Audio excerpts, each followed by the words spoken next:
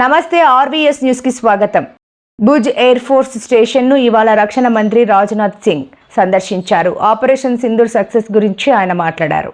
Operation Sindoor సమయంలో భారతీయ military నిర్వహించిన పాత్రను దేశంలోనే కాకుండా విదేశాల్లో కూడా ప్రశంసలు వస్తున్నట్లు చెప్పారు. ఆపరేషన్ సింధూర్తో శత్రు దేశాన్ని డామినేట్ చేయడమే కాదు, దాన్ని పూర్తిగా నాశనం చేసినట్లు చెప్పారు. ఉగ్రవాదంపై మన వైమానిక దళం తన ఆపరేషన్ను ప్రభావవంతంగా నిర్వహించిందన్నారు. మన వైమానిక దళం తన సత్తా, ధైర్యంతో కొత్త దశకు చేరుకున్నట్లు రాజ్నాథ్ వెల్లడించారు. प्रहार करने में पूरी तरह से सक्षम है और पूरी दुनिया ने देख लिया है कि कैसे आपने पाकिस्तान की धरती पर मौजूद आतंकवाद के 9 ठिकानों को ध्वस्त कर दिया. बाद में की गई कार्रवाई में उनके अनेक एयरबेस भी तबाह कर दी है. ऑपरेशन सिंदूर के दौरान इंडियन एयरफोर्स ने केवल पराक्रम ही नहीं दिखाया है, बल्कि पूरी दुनिया के सामने प्रमाण भी दिया है. प्रमाण इस बात का कि अब भारत की युद्ध नीति और टेक्नोलॉजी यानी तकनीक भी दोनों बदल चुकी है. आपने प्रधानमंत्री मोदी जी के नेतृत्व में అనంతపురం జిల్లా గుత్తి మండలం బేతపల్లిలో రెన్యూ విద్యుత్ కాంప్లెక్స్ భూమి పూజ కార్యక్రమంలో పాల్గొన్న మంత్రి లోకేష్ 2300 ఎకరాల్లో 22,000 కోట్లతో రెన్యూ విద్యుత్పత్తి కాంప్లెక్స్ ఏర్పాటు కార్యక్రమంలో పాల్గొన్న మంత్రి గొట్టిపాటి రవి, ప్రజాప్రతినిధులు. This complex is more than generating power. It will generate livelihoods, empower communities and energize our economy.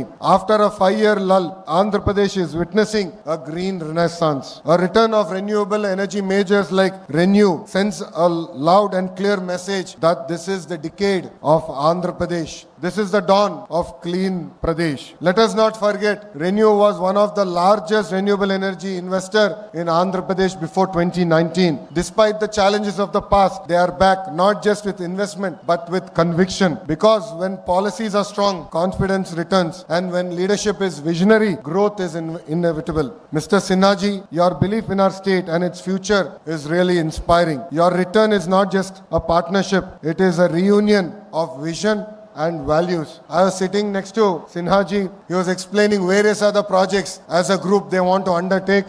I told him only one thing: give Andhra Pradesh the first opportunity and we will deliver on the speed of doing business, and we will ensure that you will call Andhra Pradesh and Rayalaseema your home soon.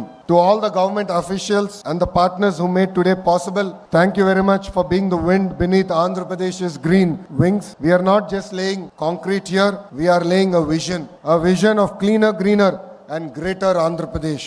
I would request all my cabinet colleagues, MLAs, MPs, NETCAP and all concerned district officials to extend all support to such projects and ensure that they have absolutely zero difficulty. The collector is also here. He has to take up the responsibility and lead from the front. The Honorable Energy Minister is also here.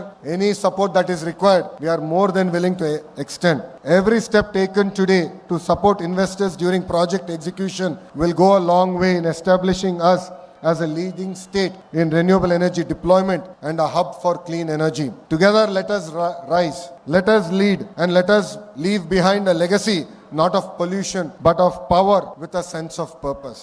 Ahilyabai Holkar 300వ జయంతి ఉత్సవాలు రాష్ట్ర అధ్యక్షురాలు దగ్గుపాటి పురంధేశ్వరి ఆధ్వర్యంలో అహల్యాబాయ్ హోల్కర్ జయంతి వేడుకలలో రాష్ట్ర convener Madhav అధ్యక్షతన జరిగిన రాష్ట్ర స్థాయి కార్యశాలకి హాజరైన అన్నమయ్య జిల్లా మహిళా మోర్చా ఉపాధ్యక్షురాలు న్యాయవాది బాలజ్యోతి.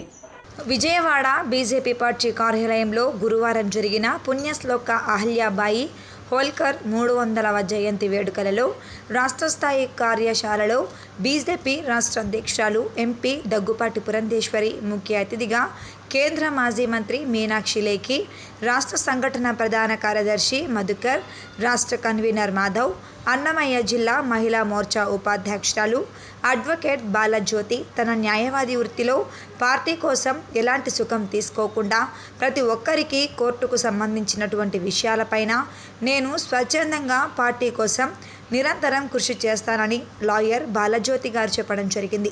పార్టీలోనే కాకుండా న్యాయ వృత్యాలు పేదల కోసం ఎన్నో కార్యక్రమాలు చేయడం జరిగింది. ఇలాంటి వారికి పార్టీ తరపున మనని అవకాశాలు కల్పించినట్లయితే ప్రజల కోసం నిరంతరం పార్టీ కోసం నిరంతరం కృషి చేస్తానని బాలజ్యోతి గారు చెప్పడం జరిగింది.